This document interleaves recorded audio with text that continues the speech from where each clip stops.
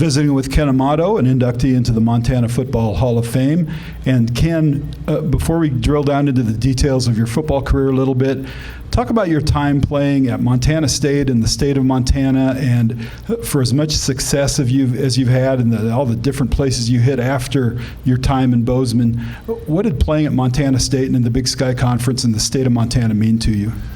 Oh, I mean, first of all, coming to Montana was one of the best experiences of my life. I came here sight unseen. When they offered me a scholarship, I took it because it was a scholarship, and I didn't really get to take a visit or anything. Funny story is, I'm here and it's September, and I have to call home. I'm like, Mom, it's getting cold up here. I'm like, no, like really cold. Like a sweatshirt's not going to work. I didn't have a winter coat, so she had to send me a winter coat. And luckily, a week later, I got a winter coat. If not, I don't know what I would have done. But I didn't realize how cold it could get so quick.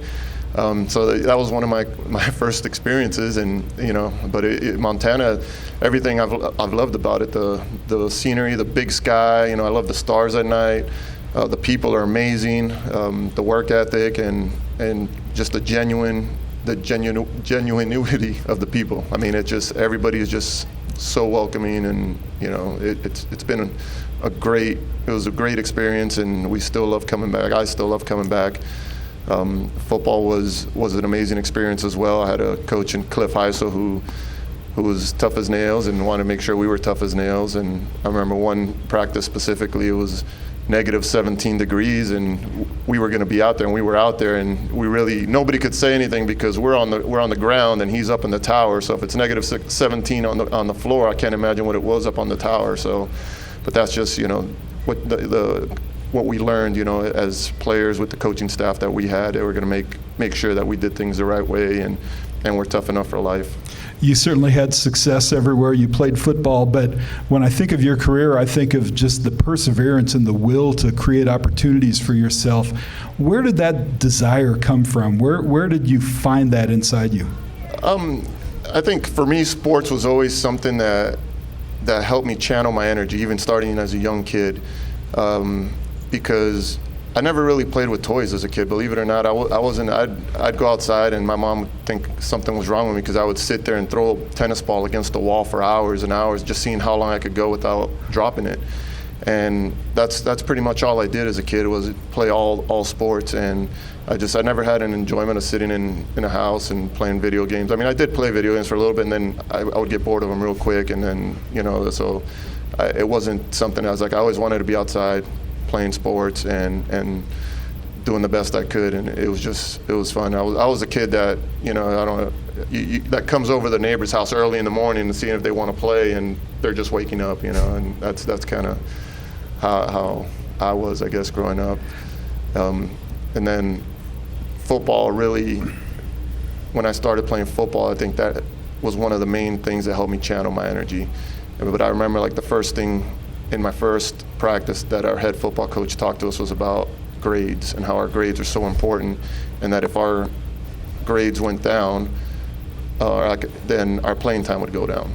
And I think, it was like I always say, I was a raw material. I was like a motor without a frame, and he put the frame on it to send me in the right direction, set me off in the right direction, and that's what he did. And I think that's what football and sports has done for me, is taught me to overcome things in life. I mean, the life lessons that you learn, it's amazing.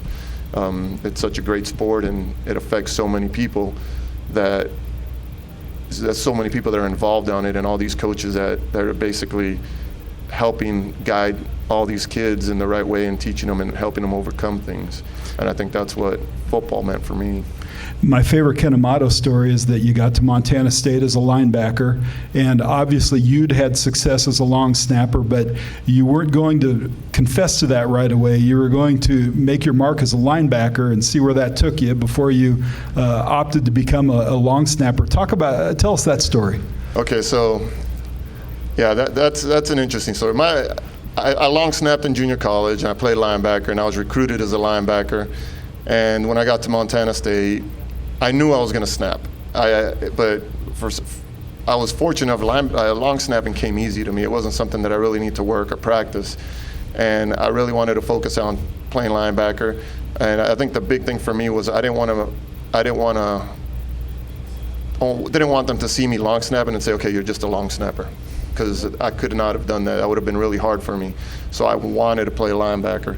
And when I got that opportunity, to play linebacker, it was like, I'm going to do that. But, I know Coach Stamberger, he tells the story because he recruited me, and then Coach Mihalacek was looking for a long snapper, and nobody said anything. And one of my teammates that was a teammate of me in Moore Park College kind of let the cat out of the bag, and then it was like, oh, why didn't you say anything? I'm like, well, I wanted to focus on linebacker. So, yeah, it's, that's just part of my story, I guess.